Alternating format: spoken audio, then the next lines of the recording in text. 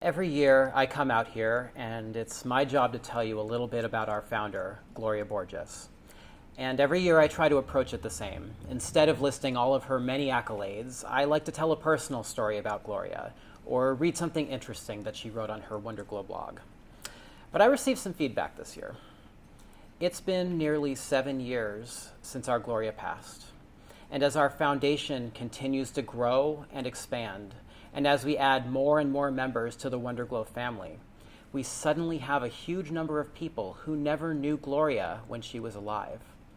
For some of you, Gloria may be the namesake of this foundation, but you don't know what she accomplished before she became the founder of this incredible organization. Gloria graduated magna cum laude, Phi Beta Kappa, and president of her class at her beloved Duke University in 2004. She was accepted to all of the top law schools, but chose to attend Stanford, bringing her back to her home state of California. Gloria was editor-in-chief of the Stanford Journal on Civil Rights and Civil Liberties, and upon graduation, she began working at her dream law firm, O'Melveny & Myers. That's where she met me, a fellow attorney down the hall. We had a blast at work. Gloria always had outstanding taste in music, so it was so good that I would call Gloria first thing in the morning, and she would curate a playlist for us to listen to together on the phone in our separate offices throughout the entire day. The firm was initially concerned when it saw its phone records. Why were two of its associates on the phone with each other for 8 to 10 hours a day, every day? But when we handed in our outstanding legal briefs, if we do say so ourselves, our sins were forgiven. Gloria was on track to have it all, clearly in line to become a partner, working on the most difficult cases that the firm had to offer. Married, with an adorable puppy named Winston, and a cool loft apartment in downtown Los Angeles. Potentially a future politician, maybe our next mayor or governor, or who knows, maybe even our president. And then the moment that changed her life and the lives of everybody who loved her so deeply. September 2010. Weird symptoms had been bothering her for several months, and she was initially told to change her diet, try some probiotics, and she'd be fine.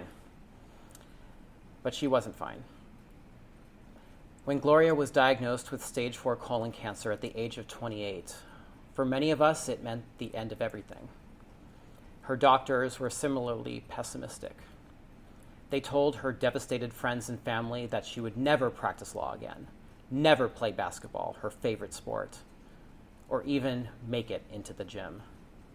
She would be dead in a year, maybe 2 if she were lucky. I remember where I was when I heard the news. I was in my office, working on a legal brief, what felt like the most important thing in the world. And then the news. I collapsed to the floor and I let out a wail, too dizzy to stand. I just sat there on the floor of my office, and I cried until I had no more tears left to cry. But just a couple of miles away, Gloria's reaction was vastly different.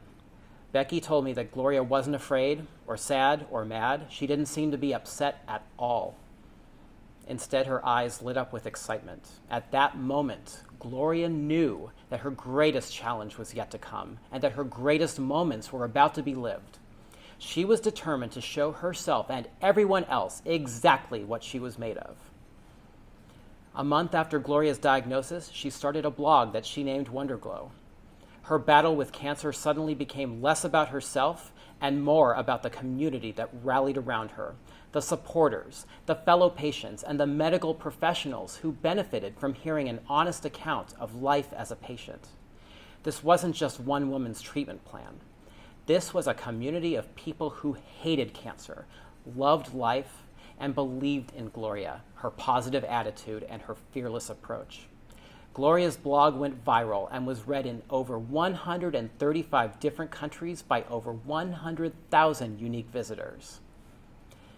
Now, I'd be remiss if I didn't bring up another fun fact.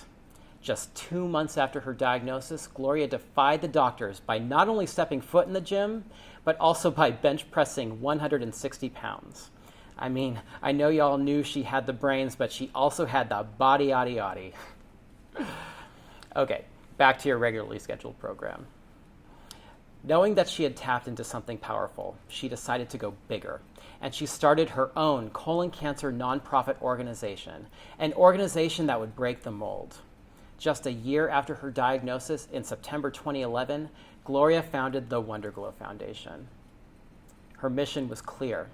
We would support the most cutting-edge research that would one day get us to the cure. We would also promote healthy lifestyle choices and seek to empower and inspire those fighting this disease by demystifying it and supporting the research to eradicate it. Gloria could have returned to her previous job full-time. And yes, despite her doctor's warning that she would never practice law again, she did indeed rejoin O'Melveny & Myers less than a year after her diagnosis. But in addition to her busy caseload, Gloria also focused so much of her attention on building this grassroots organization, an organization that relies on the contributions from people like you. One more extraordinary fact about Gloria that perfectly captures who she was. On the day before Gloria's passing in January 2014, Gloria had one more earthly good deed to perform. She pledged $100,000 of her own money to the Wonder Project, fully knowing that these funds would not save her own life, but would greatly help her peers and those who would continue the fight. I say this was her last earthly good deed because Gloria's spirit still inspires all of us who work with the Wonderglow Foundation. Now that you've learned a little more about our great founder, our hope is that you too are forever inspired by Gloria's passion and leadership. Together, we will never stop fighting until cancer's time is up.